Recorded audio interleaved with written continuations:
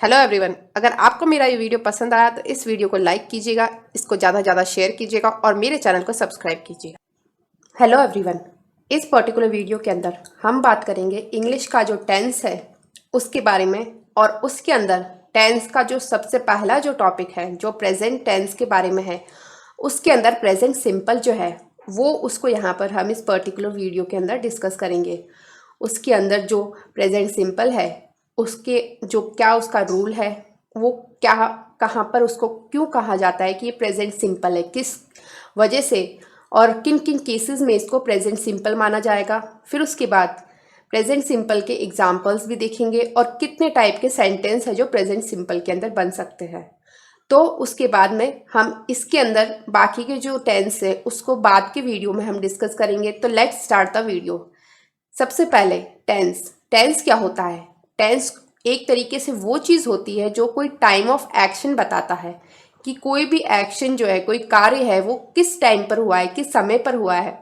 उस चीज़ को जो चीज़ बताती है उसे हम टेंस कहते हैं। और टेंस जो है वो 3 तरीके के होते हैं। सबसे पहला प्रेजेंट टेंस होता है, फिर पास्ट टेंस होता है और उसके बाद फ्यूचर टेंस। और प्रेजेंट टेंस जो है उसको भी डिवाइड किया जाता है 4 काइंड्स में। और इसके अंदर सबसे पहला जो है वो है प्रेजेंट सिंपल। प्रेजेंट सिंपल को प्रेजेंट इंडेफिनिट भी कह सकते हैं। फिर प्रेजेंट कंटिन्यूस है और जिसको प्रेजेंट प्रोग्रेसिव भी कह सकते हैं हम एक तरीके से। प्रेजेंट परफेक्ट है और उसके बाद प्रेजेंट परफेक्ट कंटिन्यूस है जिसको प्रेजेंट परफेक्ट प्रोग्रेसिव भी कहते हैं हम। तो ये जो है वो 4 तरीके के इसके फर्दर जो काइंड्स है प्रेजेंट टेंस के वो है। इसके अंदर इस हम सबसे पहले जो बात करेंगे वो प्रेजेंट सिंपल की बात करेंगे। तो प्रेजेंट सिंपल जो है वो हम उसके बारे में यहाँ पर पर्टिकुलर बात करेंगे। इसके अंदर ये बता रखा है कि प्रेजेंट सिंपल टेंस जो है वो कब कब हम प्रेजेंट सिंपल टेंस किसी भी सेंटेंस के अंदर उसको लगा सकते हैं। और वो तब लगाएंगे, एक तो अगर वो कोई हैबिचुअल बताता है, किसी चीज़ की हैबिट बताता है, वो चीज़ हैबिचुअल हो रही है तो वो उसके पर्टिकुलर केस में हम प्रेजेंट सिंपल टेंस लगाएंगे। और हैबिट में मतलब कोई भी पर्सन की वो हैबिट है, एक तरीके से वो चीज़ रोज़ कर ऐसी कोई चीज़ है जो उसकी आदत बन चुकी है एक तरीके से, तो उसमें हम प्रेजेंट सिंपल टेंस लगाते हैं। या फिर कोई यूजुअल कोई एक्शंस होते हैं रोज़ के, जो रोज़ के एक्शंस होते हैं उनमें भी हम प्रेजेंट सिंपल टेंस लगाते हैं। डेली इवेंट कोई होते हैं, रोज इवेंट अगर कोई हो रहे हैं तो उनमें भी प्रेजेंट सिंपल लगता है। और ऐसा कोई यूनिवर्सल फैक्ट है जो पूरी यूनिवर्स में, ऐसा कोई फैक्ट है जो पूरी यूनिवर्स के अंदर लागू है, जैसे sun rises in the east. तो यहाँ पर ये जो फैक्ट है वो पूरी यूनिवर्स पर लागू होता है, तो यहाँ पर हम प्रेजेंट सिंपल टेंस लगाते हैं। कोई इरेगुलर कोई वर्क है, मतलब ऐसा कोई वर्क है जो रेगुलर नहीं है लेकिन वो इरेगुलर है, तो उस केस में भी हम प्रेजेंट सिंपल टेंस लगाते हैं। मतलब वो वर्क रेगुलर नहीं हो रहा, रोज के टाइम पर नहीं होता, कभी कभी वो वर्क हो रहा है, तो उस केस में भी हम प्रेजेंट सिंपल टेंस लगाते हैं। कोई कमेंट्रीज करता है कोई पर्सन किसी टीवी पर, किसी रेडियो पर, तो उन पर भी हम प्रेजेंट सिंपल टेंस लागू करते हैं। कोई फैक्ट्स के बारे में है, ऐसा कोई शेड्यूल्ड कोई एक्शन है तो उसके ऊपर मतलब पर्टिकुलर उसकी कोई शेड्यूल कोई डेट दे दी उस पर्टिकुलर एक्शन की, तो वहाँ पर भी ये टेंस लगेगा। कोई एक्सक्लेमेटरी कोई सेंटेंस है और वो हियर और देयर से स्टार्ट हो रहे हैं, उस चीज़ से अगर कोई एक्सक्लेमेटरी सेंटेंस स्टार्ट होता है, शुरू होता है, तो वहाँ पर भी ये टेंस लगेगा। कोई फ्यूचर प्लान्ड एक्शन है उन पर, मतलब आगे के कोई फ्यूचर में ऐसा कोई एक्शन है जो आगे फ्यूचर में उसकी प्लानिंग होगी कि वो चीज़ होगा फ्यूचर में। और अगर always, never, usually, daily, every year, every week, twice a year, ये अगर किसी सेंटेंस में दे दिए गए हैं तो वहाँ पर भी हम प्रेजेंट सिंपल टेंस ही लगाते हैं। तो ये पर्टिकुलर जो पॉइंट्स बता रखे हैं, इन पॉइंट को देखते हुए हम अंदाज़ा लगा सकते हैं कि कोई भी पर्टिकुलर सेंटेंस जो है वहाँ पर प्रेजेंट सिंपल टेंस लगेगा या नहीं लगेगा।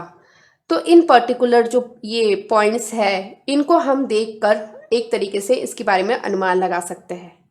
फिर उसके बाद इसके बारे में रूल्स दे रखे हैं कि इसके अंदर कौन सी वर्ब लगेगी, क्या इसके रूल्स है।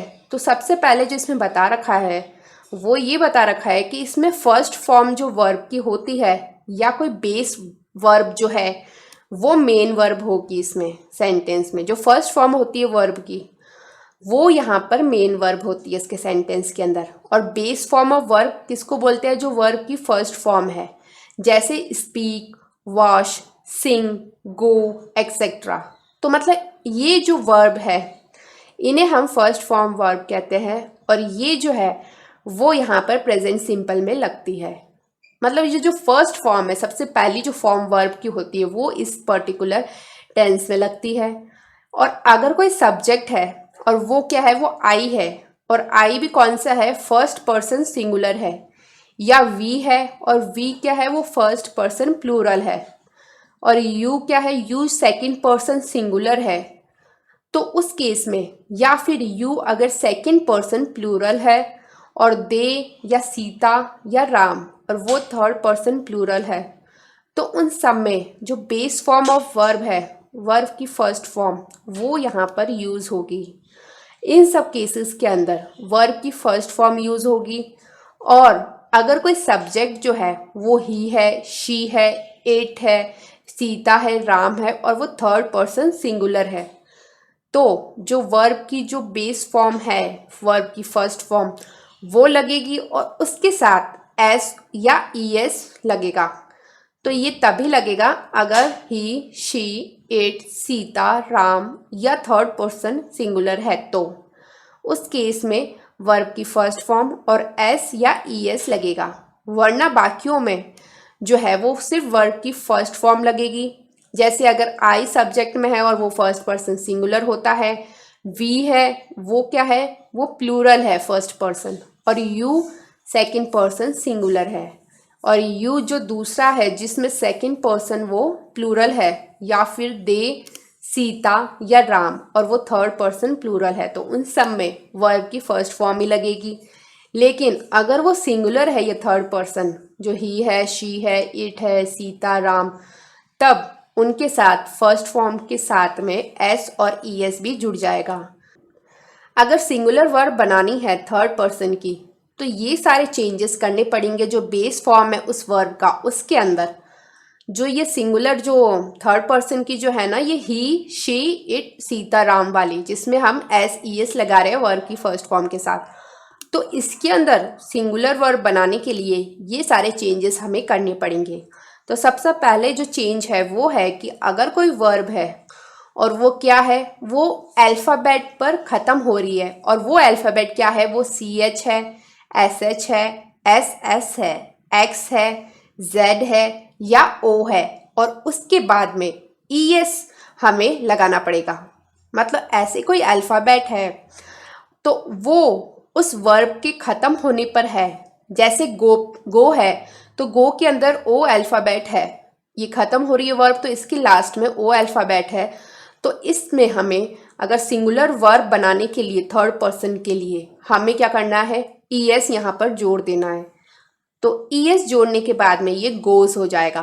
और ऐसी कोई वर्ब है और वो वाई अल्फ़ाबेट पर ख़त्म हो रही है, तो उसमें वाई जो अल्फ़ाबेट है उसको तो हटा दिया जाएगा, और आई ई एस जो है वो उसकी जगह यूज़ कर दिया जाएगा। जैसे कि क्राई है, क्राई के अंदर वाई जो है वो अल्फ़ाबेट यूज़ कर रहा है, वहाँ पर वाई जो अल्फ़ाबेट है उस पर वो वर्ब ख़त्म हो रही है, तो इसमें आई ई एस लगने पर ये क्राइज हो जाएगा। और ये जो है ये भी यहाँ पर इसको सिंगुलर वर्ब बनाया जा रहा है थर्ड पर्सन का, और वो थर्ड पर्सन यहाँ पर उसके अंदर इसको ये ही, शी, इट में इसको यहाँ पर इंक्लूड किया जा रहा है। जो Sita, Ram third person singular है उनके ऊपर ये रूल्स लागू होते हैं, तो उनसे रिलेटेड ये यहाँ पर हम चेंजेस कर रहे हैं। फिर उसके बाद अगर कोई ऐसी वर्ब है जो वोवल पर ख़त्म हो रही है और उसके अंदर वाई है लास्ट में, तो उस केस में वहाँ पर एस जो है वो लगा दिया जाएगा उसको सिंगुलर वर्ब बनाने के लिए। जैसे कि प्ले है, तो प्ले के अंदर ए तो है एक तरीके से वोवल है, और जो वाई है वो यहाँ पर वाई पर ये ख़त्म हो रहा है, तो उस केस में यहाँ पर एस लगा दिया जाएगा, जो तो ये प्लेस हो जाएगा। इसके बाद में हम बात करेंगे जो नेक्स्ट है वो है स्ट्रक्चर ऑफ सेंटेंस के बारे में। तो इसके अंदर ये बता रखा है कि इसके जो सेंटेंस है प्रेजेंट सिंपल के, उनका क्या स्ट्रक्चर है, कितने तरीके के वो है। ये 4 तरीके के यहाँ पर सेंटेंस दे रखे हैं। सबसे पहला जो है वो है अफर्मेटिव सेंटेंस। अफर्मेटिव सेंटेंस को हम एक तरीके से ये भी कह सकते हैं कि ये सकारात्मक या फिर ऐसा कोई वाक्य है जो सिंपल है, जो सिंपल सेंटेंस होते हैं उनको अफर्मेटिव भी हम कह सकते हैं। और इसके अंदर जो बता रखा है वो है कि सब्जेक्ट, उसके बाद में इसमें वर्ब की फर्स्ट फॉर्म और एस और ईएस लगता है और ऑब्जेक्ट लगता है। तो ये जो है ये इसका पर्टिकुलर रूल बता रखा है अफर्मेटिव सेंटेंस का कि सबसे पहले इसमें सब्जेक्ट आ जाएगा, फिर वर्ब की फर्स्ट फॉर्म आएगी और उसके बाद में एस या ईएस लग जाएगा और लास्ट में ऑब्जेक्ट लग जाएगा।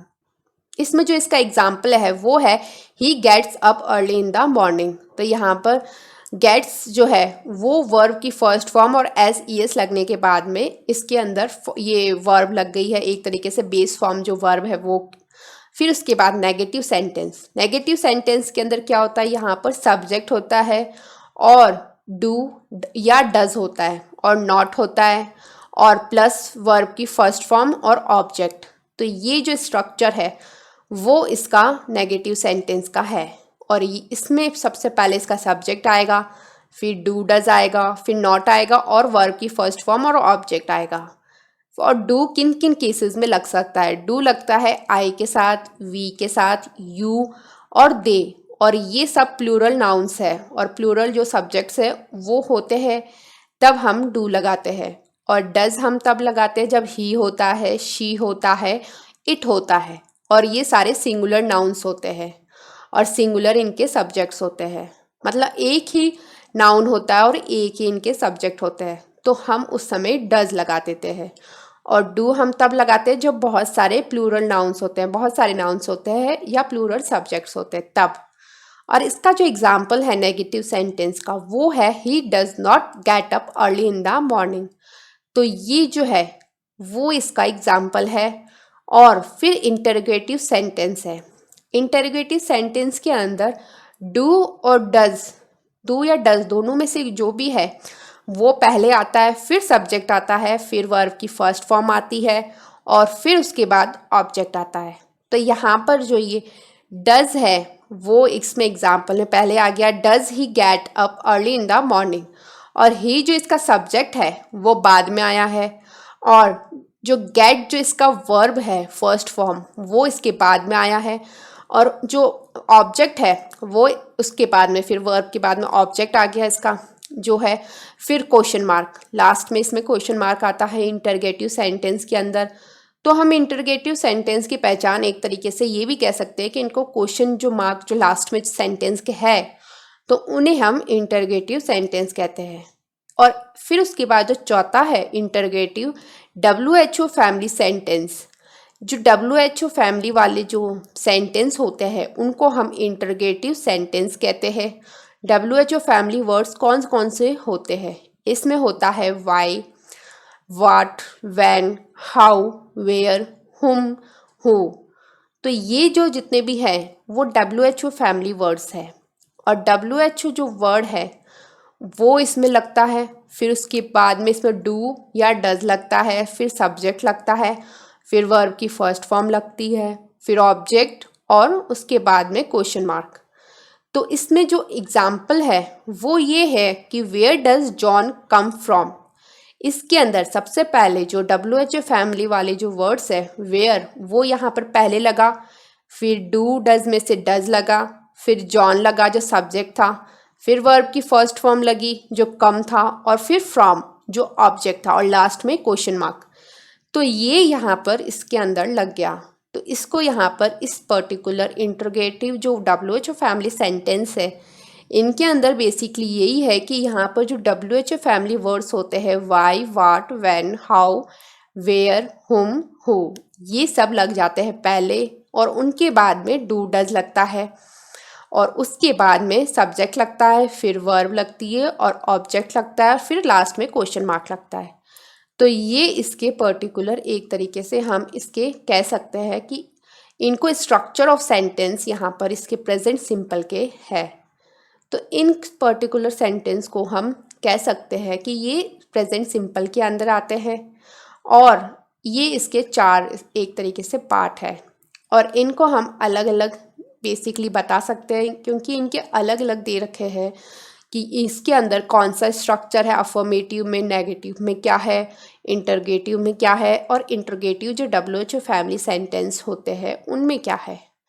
उसके बाद में जो नेक्स्ट जो टेंस है वो है प्रेजेंट कंटिन्यूस, जो हम नेक्स्ट के वीडियो के अंदर डिस्कस करेंगे।